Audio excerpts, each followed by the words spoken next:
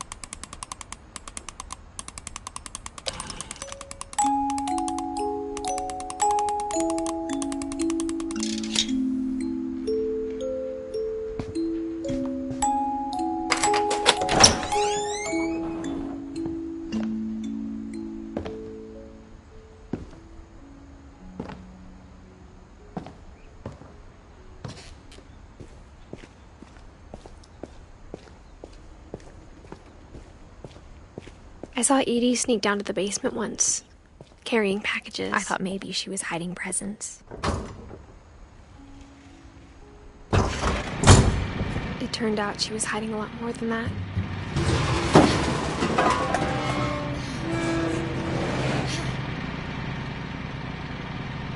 I remember asking Mom once about where Walter had gone. She said after Barbara died, he got as far away as he could. If there's a pattern in all these stories, I think it's that none of us has gotten very far. Goodbye, everyone.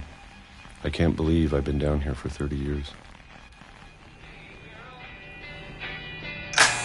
On that first day, after the shaking started, I didn't think I'd survive a week.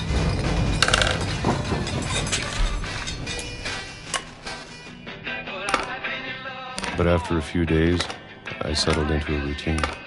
That's what kept me sane. Having a schedule, living for today. I always expected to be dead tomorrow. But if you wait long enough, you get used to anything.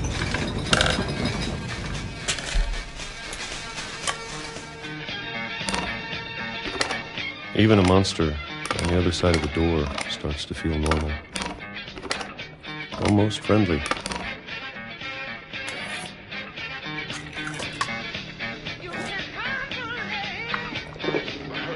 And then one day, everything just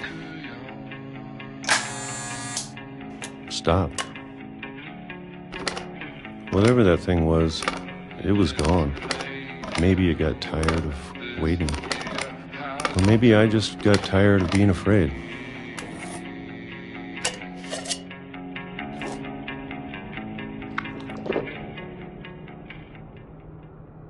It's been a week now, the longest in 30 years. I'm done waiting. I have to leave while I still can.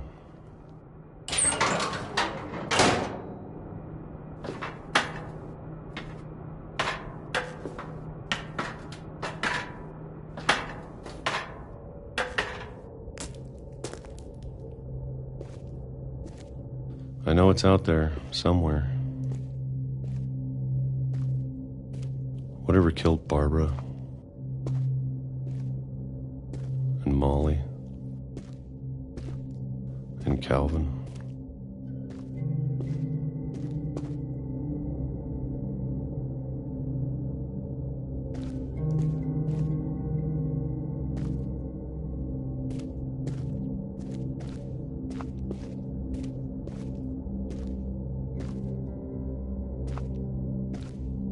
Maybe this is all a mistake.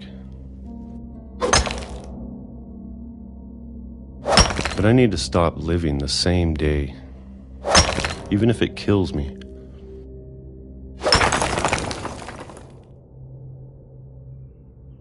Whatever's out there, I want you to know I'm ready for it. I'm going to appreciate all of it, especially the food. I don't mind if I only have a year left, or a month, or a single week. I'd be happy with one new day. I can already imagine the sun on my face.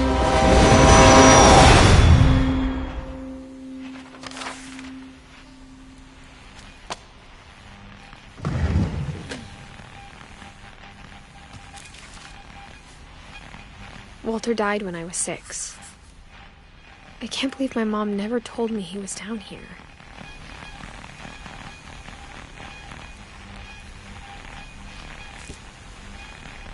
I'm sure my mom was trying to protect me.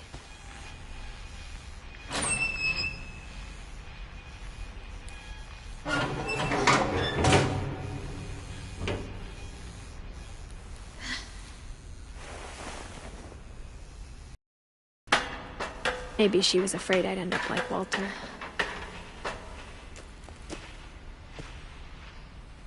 But if she never told me about an uncle under the house, I can only imagine what else she was hiding.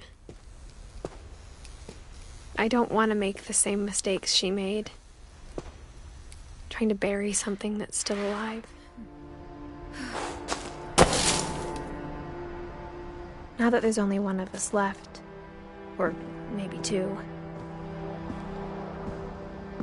I thought it was time I heard the stories for myself and found out what happened to everyone else. But now I'm worried the stories themselves might be the problem. Maybe we believed so much in a family curse, we made it real.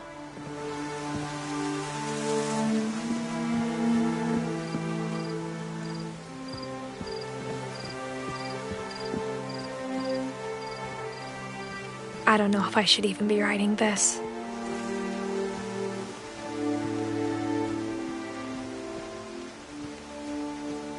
Maybe it'd be better if all this just died with me.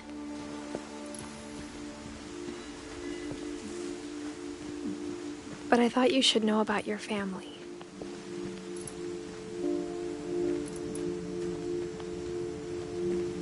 And the history you're a part of. Though, to be honest, I feel as lost as you probably do right now.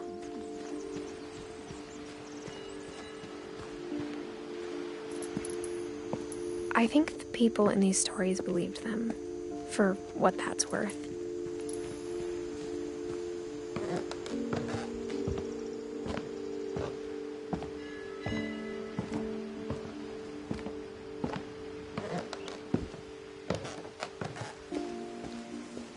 And when you look at the house, at that history of imagination and stubbornness and madness, any of it seems possible.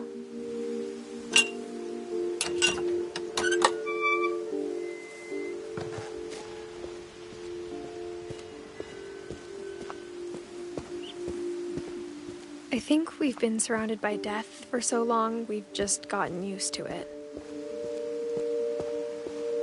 What kind of family finishes building a cemetery before starting the house?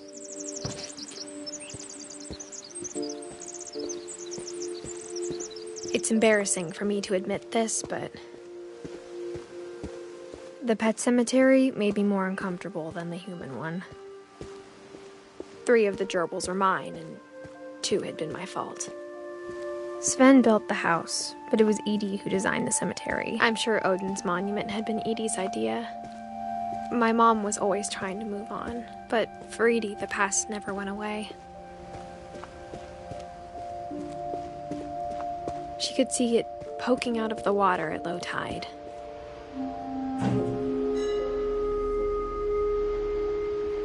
Edie said she dreamed about the old house every night.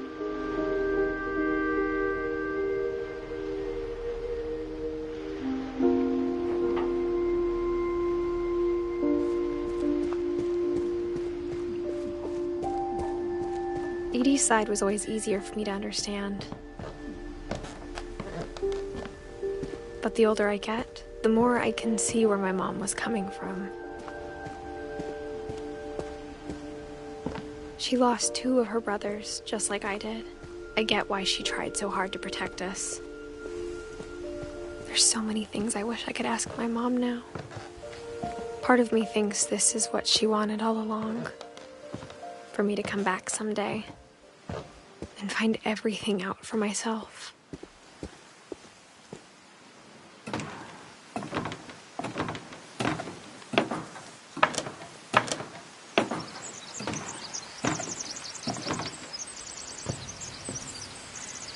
But looking back on it now, if she told me there was going to be so much climbing, I never would have come when I was 22 weeks pregnant.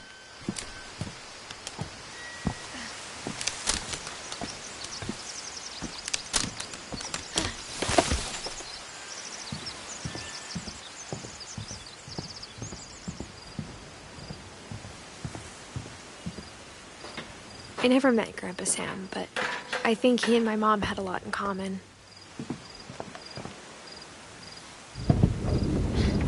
They were both pretty intense.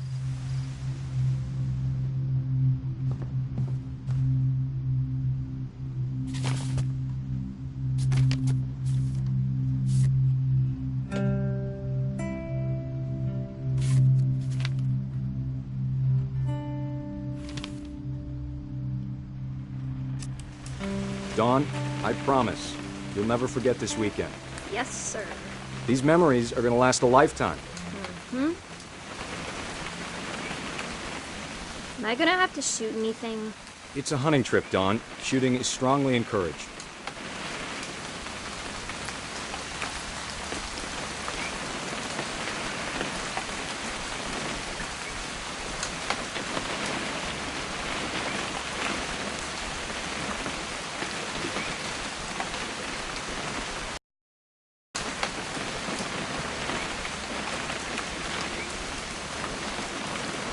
What?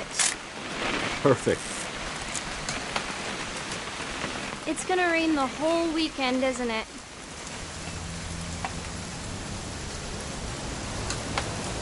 I will never forget this weekend, Dad.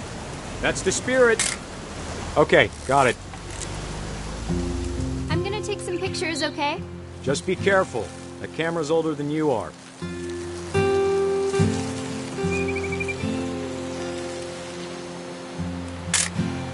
Aw. You're right, Dad. It's starting to clear up. Still freezing, though. Definitely should not have drunk all that coffee. Hey! That's a keeper. I'm just saying, I'm not always gonna be here, Dawn. You'll need to remember this stuff, if you want to survive. I'll be fine, Dad. You know who else thought he was gonna be fine? Some guy who died. Dawn, I'm being serious. I know, Dad. You're always serious. Doesn't being out here make you want to chill out? Well, to tell you the truth, I haven't been out here in 20 years.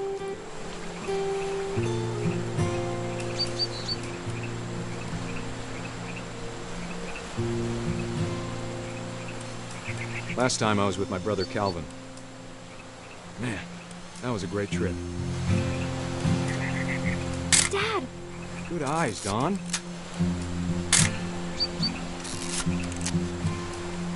Before you take the shot, let me get a picture of you.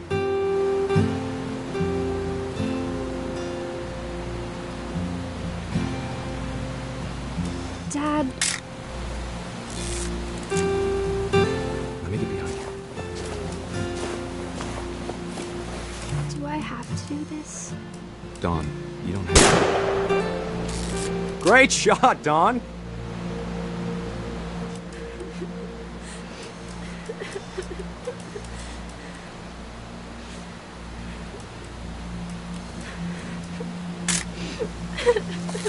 I'm proud of you, Dawn. Always remember that, okay? Dad, it's twitching. I think That's it's totally so- normal, Dawn. Just focus on the camera. Try not to think about— Dad!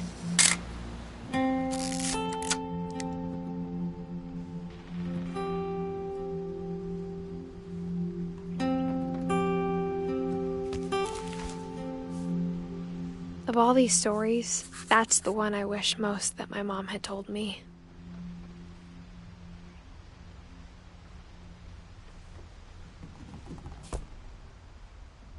Sam spent his life shooting photos, but Mom said he got nervous being in front of the camera.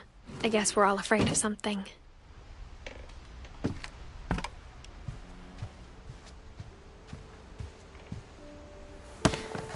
After Sam died, my mom and Edie got really close. They'd both lost a lot.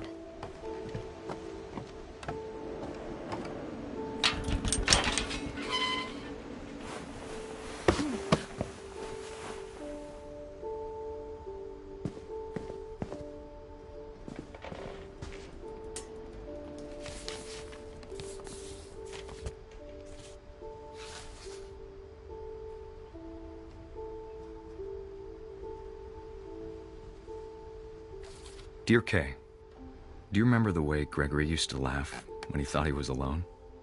Like something funny was happening, but only he could see it.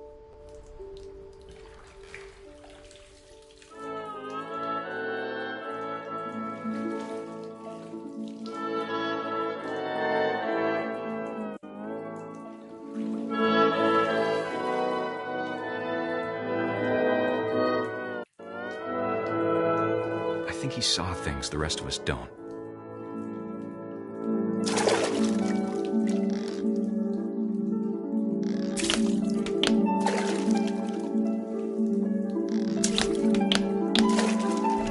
Things over, Gregory. It's time to...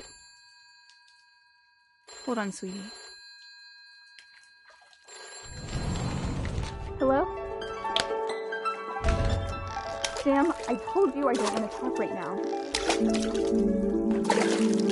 I wonder what he saw.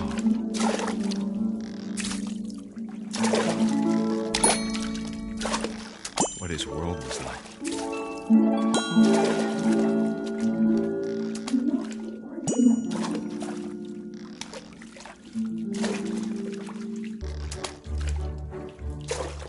He reminded me so much of Calvin. Lost in his imagination. Whatever it was he saw.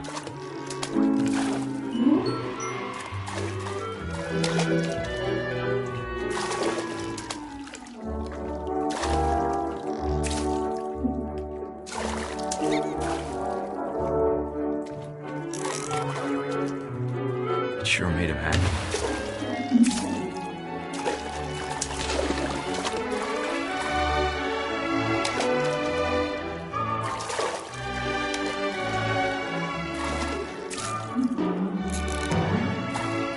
Silly it sounds.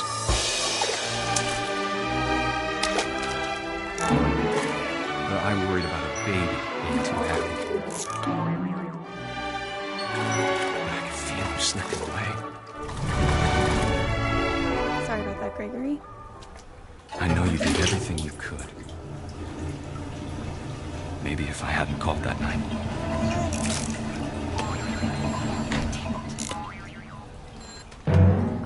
I don't want Gertrude to hear this. I wish he could have told us about the world he saw.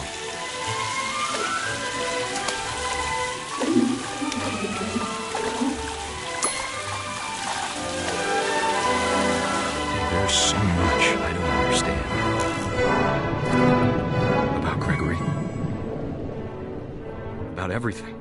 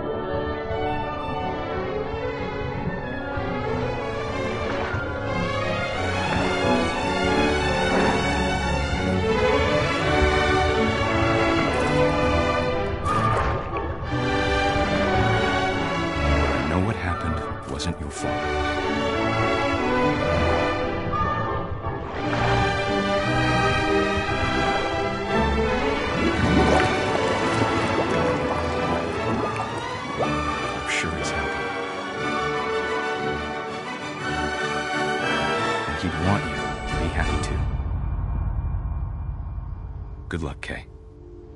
Love, Sam.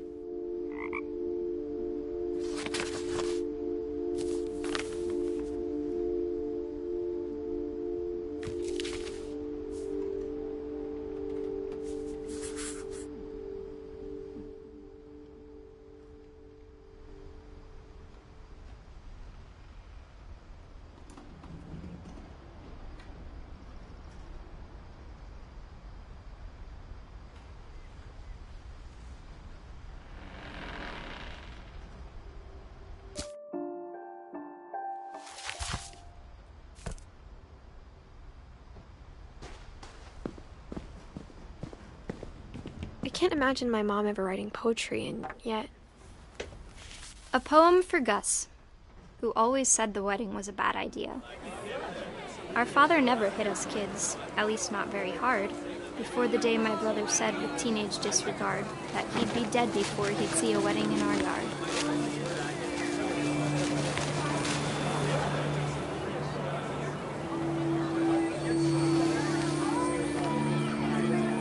My father made him come, of course, but Gus stood far apart, just flew his kite and bottled up the storm inside his heart.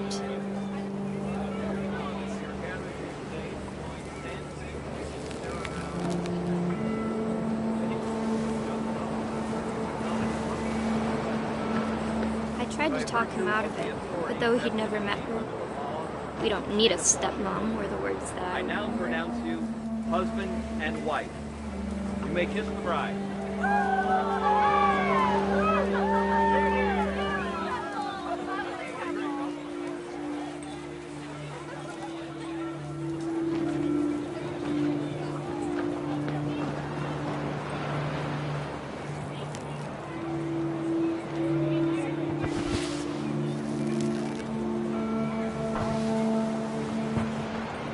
When the time for photos came, Dad ordered him to come here. But Gus declined, and as a sign held up his middle finger.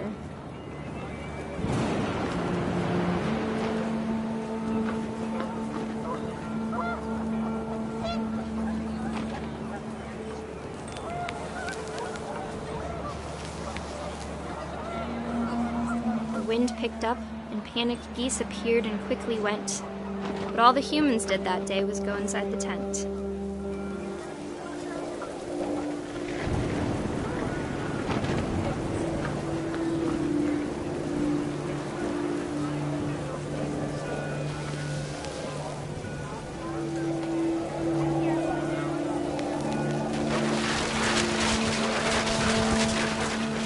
The rain came down in buckets then, but no one seemed afraid that nature might destroy the tent our dad had crudely made.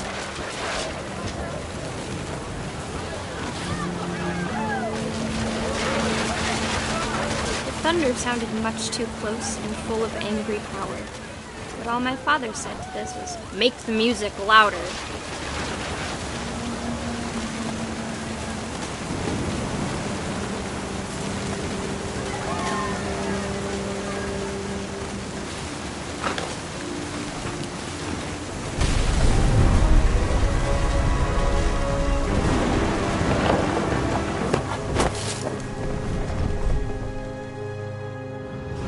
I wish that I could truly say I thought about you on that day. Out there on the beach alone, just you, the wind, the sea, and foam. But I didn't, until we found you.